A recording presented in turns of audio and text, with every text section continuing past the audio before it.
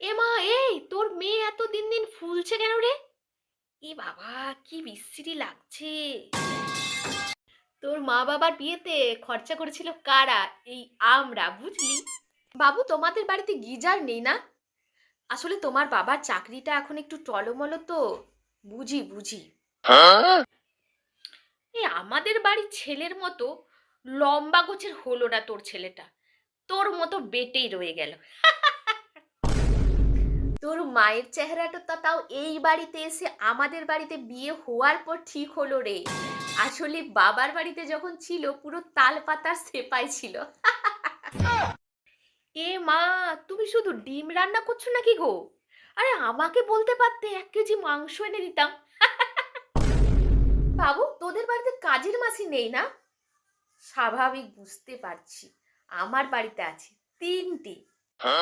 কি করলে ছেলেকে এত লেখাপড়া করিয়ে? আসলে আমার ছেলের মতো তো হতে পারবে না। কিছুই তো করতে পারলে না। আসলে আমার ছেলের মতো তো আর সবার ছেলে নয়, তাই না? এই তো দীঘা ঘুরে এলাম। এই তোরা ঘুরতে টুরতে কোথাও যেতে পারিস না, তাই না? আসলে ঘুরতে গেলে তো একটা টাকা পয়সার ব্যাপার আছে, তাই না? বুঝি বুঝি রে, বুঝি। মেয়েকে এত লেখাপড়া শিখিয়ে কি করবে গো? তার থেকে একটা ছেলে আছে, বলো তো কথা বলি, কথাটা এগিয়ে রাখতে পারবো আর কি। তোর মা বাপের বাড়ি থেকে সোনা নিয়ে এসেছিল, পাতলা ফিনফিনে রে। হ্যাঁ রে, তোর ছেলেটা তো দিন দিন কালো কেন হয়ে যাচ্ছে রে?